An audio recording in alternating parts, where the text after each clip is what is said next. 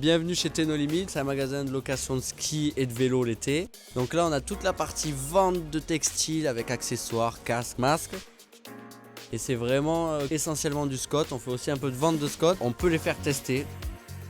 Donc ça c'est vraiment un point assez sympa. Donc on fait aussi de la location de ski avec pour tout âge, pour tout niveau. On fait aussi des snows. Il faut savoir que tous nos skis, nos snows, tout notre équipement est neuf parce qu'on a ouvert il y a 1 mois et demi. Donc là c'est tout ici. Après le petit truc un peu sympa du magasin, c'est qu'on a un petit bar, un petit comptoir où vous pouvez vous prendre des tacos, des panini, une petite bière pour la fin du ski. Donc voilà le concept du magasin et c'est chez Tenno Limit et on vous attend. Bienvenue les amis dans Après Ski, votre émission, le classique, l'incontournable vers l'aventure alpine. Aujourd'hui, on est sous raclette, la raclette est en train de chauffer, vous le voyez, ça sent déjà très bon dans le studio. Et comme vous le savez, une raclette, une fondue, vous l'appelez comme vous voulez, ça ne se partage jamais seul. Évidemment, j'ai des invités comme d'habitude, des invités exceptionnels, j'ai pu un peu les rencontrer moi dans les coulisses. Et ces deux jeunes moniteurs de ski qui nous accompagnent aujourd'hui, à commencer par mon ami Achille. Bonjour Achille, et bien parmi nous, on l'applaudit s'il vous plaît. Salut tout le monde. Bienvenue Achille, bienvenue parmi nous. Salut, tu vas bien? Ça va et toi? Super, Alors, on merci. se dit bonjour, on s'est déjà vu, mais tu sais très bien que ici, c'est comme à la maison, on a des petites patates, on a un peu de jambon. On est au top? On est plutôt au top. Tu vas commencer par te présenter rapidement, nom, prénom, âge et ta petite expérience profession dans ce domaine-là. Je m'appelle Achille, j'ai 21 ans. Je suis moniteur de ski depuis maintenant 2 saisons à Saint-Lary-Soulan. Et je suis encore étudiant en 3e année en STAPS à Tarbes.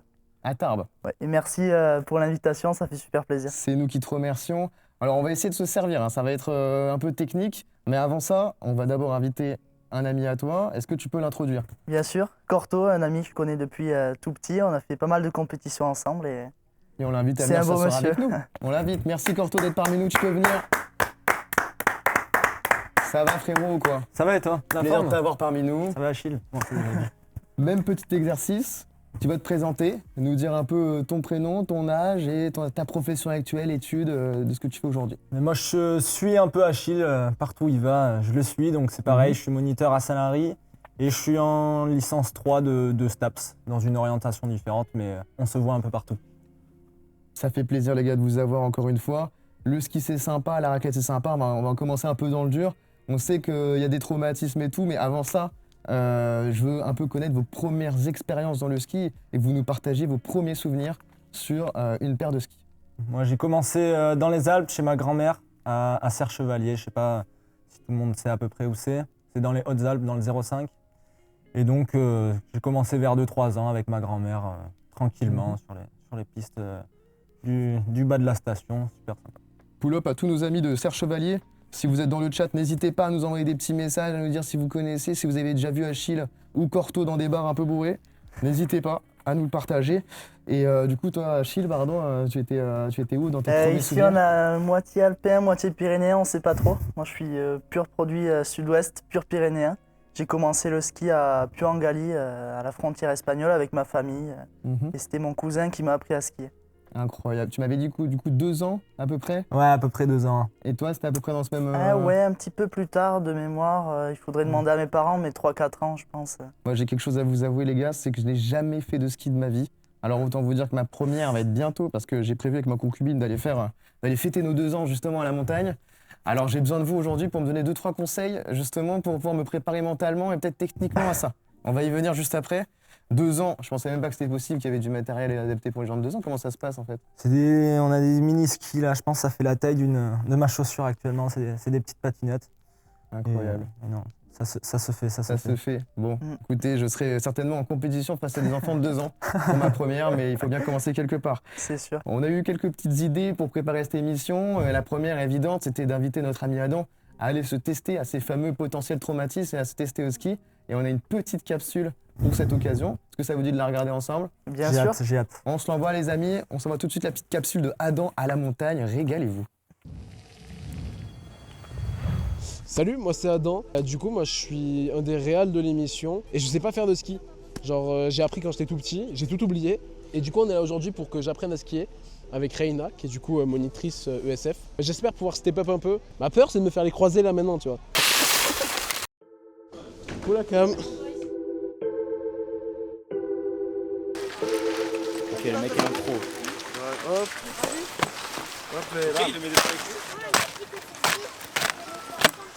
Ok, il est chaud. Je mets les lunettes de vitesse. Là, je suis imprenable.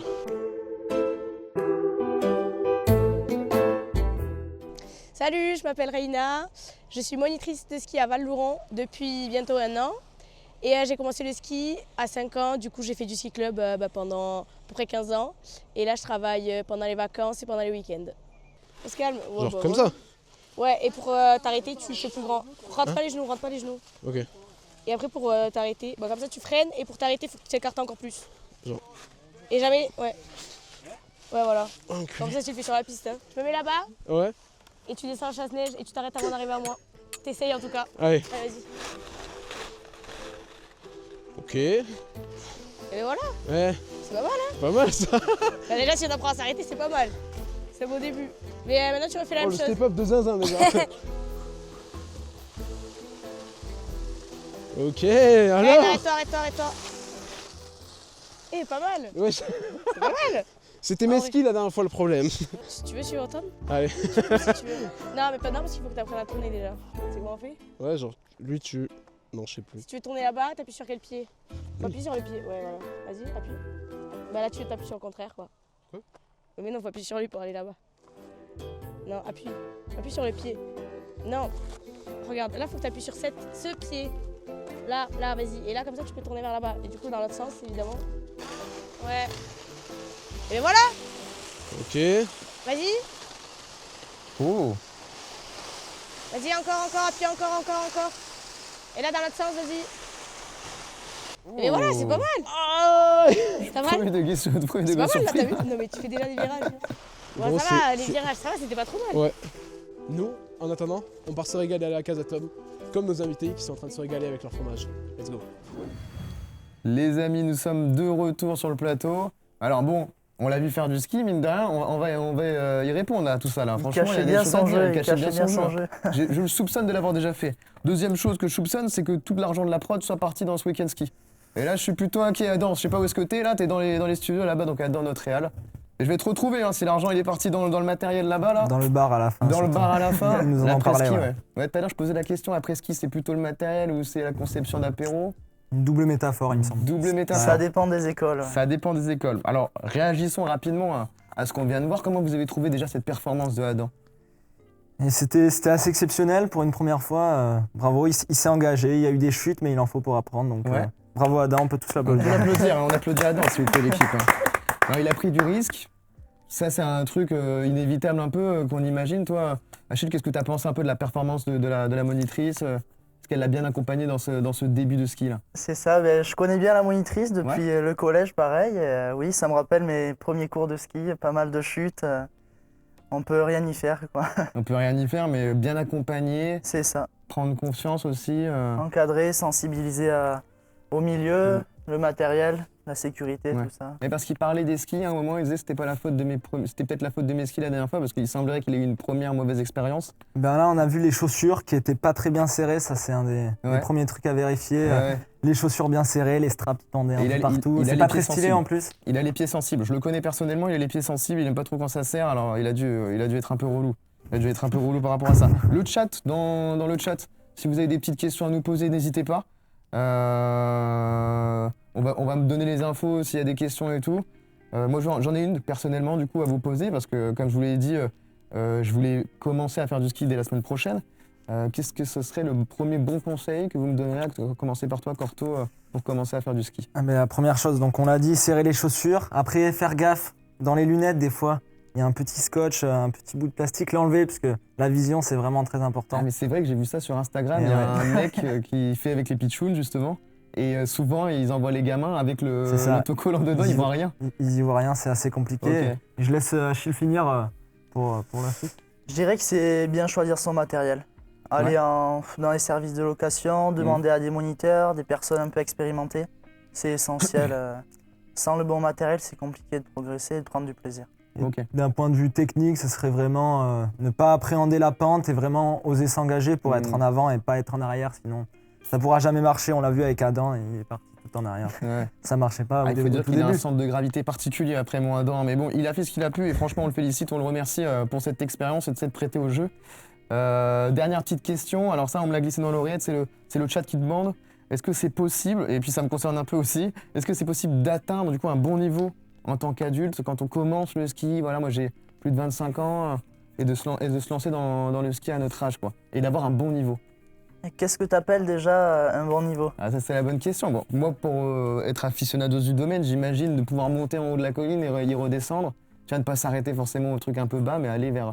C'est quoi un peu les paliers? C'est piste verte, piste bleue? Ouais, c'est ça, verte, bleue, noire et rouge et noir, pardon, Ok. dans l'ordre de difficulté. Et donc, on va dire vers le bleu, quoi, faire une bonne bleue classique, c'est possible ou pas? Ça oui, c'est possible en quelques jours en étant adulte, même si on commence tard, de commencer à faire des pistes bleues en quelques jours dans la semaine, c'est largement faisable. Après, on apprend moins vite que quand on est petit.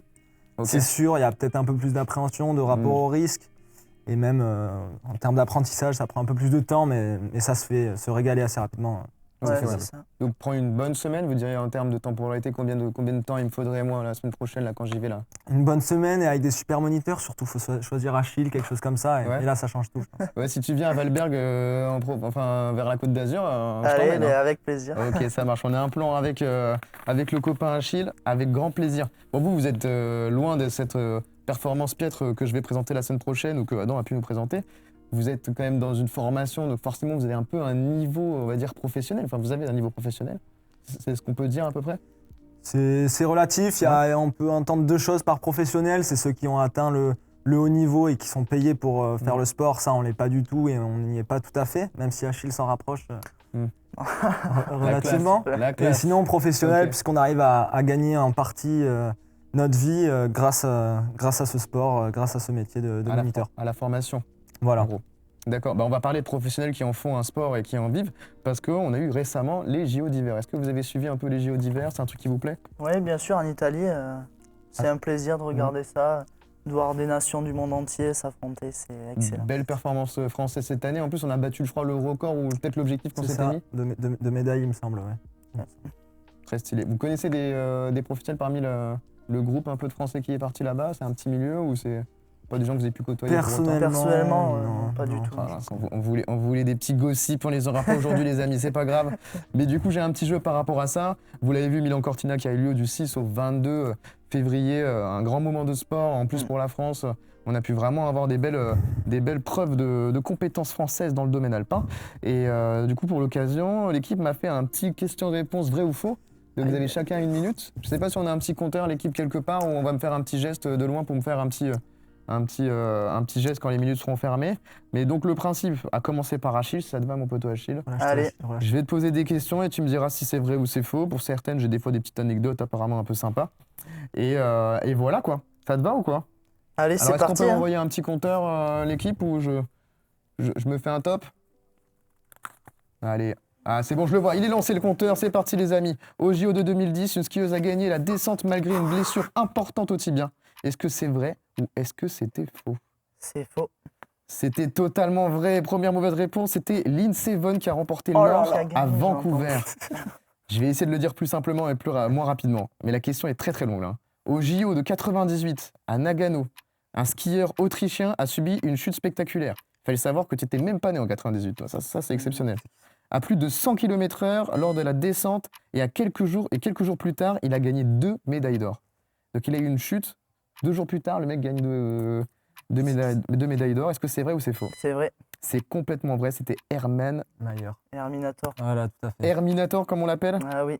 Et il a remporté du coup 2 médailles d'or en super G et en géant. On en reparlera un peu, vous nous décrypterez un peu ça quoi.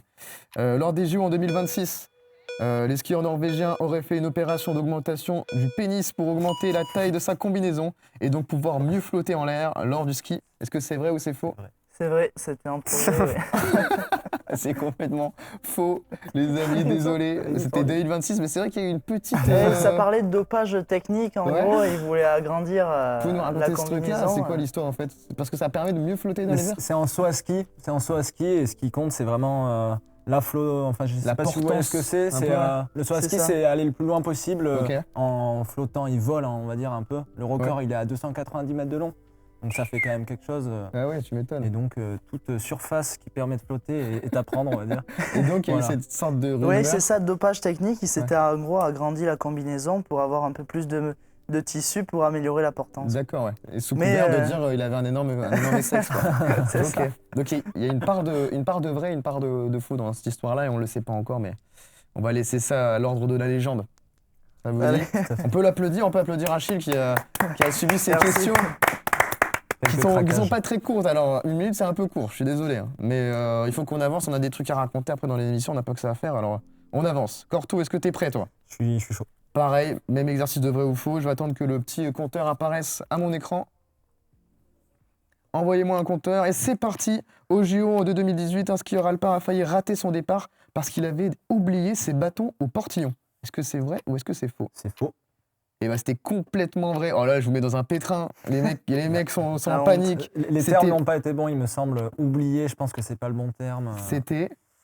T'aurais dit que c'était pas forcément oublié, mais Je ne sais pas, on lui a piqué en vrai. Il me semble que c'était mal formulé. Mais c'était Marcel Hirscher alors qui a récupéré ses bâtons à la dernière seconde. Au JO Donc, 2014, la descente féminine s'est terminée avec 2 médailles d'or exactement au même centième. C'est vrai. C'est complètement vrai. Les gagnantes étaient Tina Mays et Dominique Gizin. Vous m'excuserez le nom. Dominique, c'est Michel. C'est Michel, pardon. Michel. On me dit dans le raid que c'est Michel. Au JO de 2010, un skieur aurait perdu ses bâtons au départ et a terminé tout le slalom sans bâton en 2010. Moi, je vais dire que c'est faux, puisqu'il n'y a pas eu de faux encore. Et c'était complètement faux. Bien joué sur la méta des vrais et des faux. On l'applaudit, s'il vous plaît. C'est fort. Je crois qu'on a un score d'égalité. Hein, Non, je l'ai battu, je finalement. pense. J'ai eu qu'une erreur. T'as eu qu'une erreur, t'en avais eu 2. Voilà. Et ouais, mais je crois même que t'as eu moins de questions ou plus Dommage. de questions, excusez-moi, Dommage. mais Bien joué. c'était un exercice pas évident et c'est sympa. N'hésitez pas à aller découvrir vos meilleures questions, vos meilleures découvertes d'informations sur ChatGPT, parce que je pense qu'ils l'ont fait comme ça, c'est sûr et certain. Bon les amis, merci de vous être prêtés au jeu. En vrai, c'est pas un exercice facile, c'est Merci sûr. à toi. Et ce que je vous propose, c'est après toutes ces émotions, c'est qu'on se boive un peu d'eau déjà, parce qu'on n'a même pas commencé à manger, fait. parce qu'on est plutôt désaltéré ou pas. J'ai commencé. Donc, est-ce qu'on aurait un petit peu d'eau, l'équipe? Ah bah, regardez, c'est magnifique. Il faut savoir que toute l'équipe, comme on est un peu dans la méta, dans l'idée de vivre le sport alpin, la montagne, toute l'équipe est habillée en tenue. Merci beaucoup. Et comme ça chauffe ici, en plus, comme il fait 40 degrés avec tous les spots, les gens meurent de chaud, c'est exceptionnel. N'hésitez pas, les amis, à vous désaltérer. En tout cas, c'est important de boire de l'eau. Merci beaucoup, merci beaucoup. Très sympa cette tenue en tout cas, hein. Franchement. Vous avez des tenues comme ça aussi ou là c'était un peu vintage? Oui, comme on est thématique un peu comme ça. Par moment, ça arrive. En Un peu. compétition, on est exactement comme ça. Exactement comme ça, avec aussi les faux frots et tout. Exact. J'adore.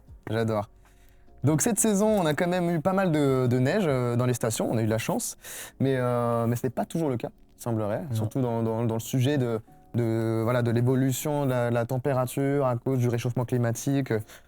On le sait, tout le monde le sait, quoi. On va pas être climato-sceptique aujourd'hui, surtout pas avec des profs de ski. Et du coup, je voulais savoir par rapport à vous, est-ce que vous avez déjà pu observer du coup ces changements de température et juger de ça et sentir une différence par rapport à votre métier? Tout à fait, tout à fait. Il y a 2 saisons, par exemple, on devait déchausser sur le bas de la station. Il y avait des routes et en fait, la route, elle ressortait. Normalement, elle est recouverte de neige et là, on devait déchausser avec les clients et Incroyable. marcher pendant 100 mètres, quelque chose comme ça. Et c'est assez terrible de faire ça Mm. quand on est en plein hiver, en janvier. Donc, Ah oui, quand même. cette année, on a eu beaucoup de chance, mais les saisons passées, c'était compliqué par moment. Malheureusement. Ouais, c'est vrai, c'est dur à dire. Ça fait mal au cœur quelquefois de voir tout ce manque de neige sur notre station. Et je dirais que le contraste, je l'ai vu sur mes jeunes années. Comparé à maintenant, j'ai pas l'impression qu'on manquait de neige comme ça. Non, c'est Mm. sûr. On a eu Ah des non. années avec beaucoup d'enneigement en 2013 notamment, et là, il n'y a plus des Ouais. saisons pareilles. Ok. On imagine qu'en plus ça a un impact certainement sur l'écosystème, des questions et des sujets qu'il faut prendre compte et sur lesquels il faut absolument s'intéresser, surtout nous, jeunes générations. Et du coup, on s'est posé la question à quoi ressemblera ce sport dans quelques années. On va y répondre ensemble juste après. Mais ce que je vous propose, c'est de regarder d'abord notre deuxième capsule vidéo. Ça me Parce qu'on ravit. s'est creusé un peu la tête pour imaginer ces futures sessions. Et du coup, on a envoyé une équipe pour filmer des créatifs et un peu dingos à la montagne et nous montrer un peu ce qu'on peut faire. On envoie la capsule. Salut les gars, c'est les anciens et on va skier sur l'herbe.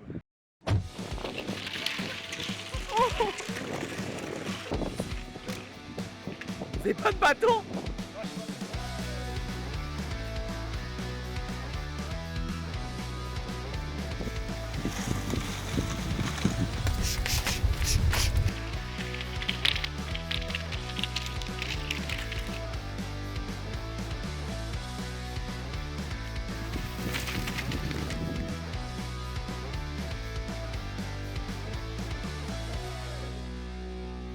Elle glisse pas la terre. J'ai vu la meilleure neige. On est de retour les amis, vous avez vu la capsule, Oui. c'était plutôt sportif. Est-ce que vous connaissiez déjà les anciens, c'est un truc qui vous parle? On les connaît bien. Eh on oui. les connaît très bien. Non, c'est un truc que vous avez déjà vu avant? Je suis en train de manger et mâcher en même temps, excusez-moi pour la régie son. Oui, on les a. C'est J'ai la gênant. bouche pleine, peut-être Ouais, je peux faut les manger en même temps, Achille, c'est je ce peux que- commencer si tu veux. Oui, on les connaît bien, c'est des collègues à nous qui sont exceptionnels. Du ski plaisir, quoi. Sur l'idée là de ce qu'on a vu, en plus il y a vraiment ce truc là un peu quand même réel de pouvoir faire du sport aussi différemment. On le voit dans plein de sports comme le surf, on a des bacs de surf maintenant où les mecs viennent surfer sur des vagues en intérieur. On a aussi le sport indoor maintenant dans le ski. Oui. Qu'est-ce que c'est le sport indoor? C'est du ski qui se pratique dans un énorme frigo. En France, il y en a un à Amnéville, il me semble. Après, il y en a d'autres pas trop loin à Madrid. Et il y en a même au milieu du désert à Dubaï. C'est complètement paradoxal et fou, mais bon.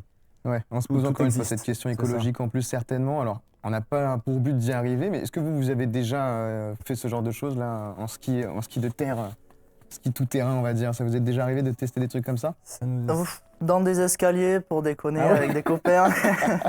On n'a pas le même niveau de déconnage je crois.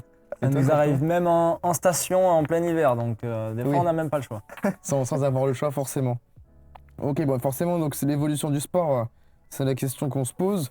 Aujourd'hui, comment est-ce que cela a impacté vos pratiques? Est-ce que vous avez des moyens de travailler différemment aujourd'hui pour pouvoir continuer de donner de l'information? Mais on doit s'y adapter, on est forcé de le faire. Maintenant,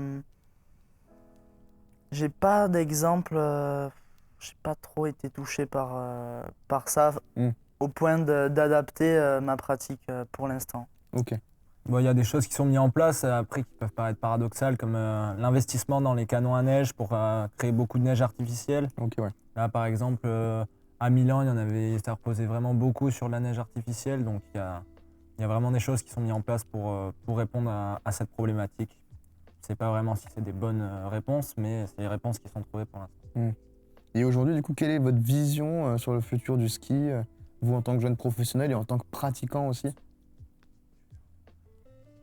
Moi, je suis un peu défaitiste, un peu pessimiste. Je pense qu'au bout d'un moment, ça va s'arrêter et je pense pas que je serai prêt à me transformer, à enseigner du ski dans des dômes, par exemple. Ouais. C'est pas du tout ce que je cherche et je chercherais plutôt à me reconvertir, par exemple, dans le VTT. J'en pratique beaucoup, donc moniteur de VTT, c'est un de mes projets pour plus tard. Donc je pense que je ferai ça et toute l'année.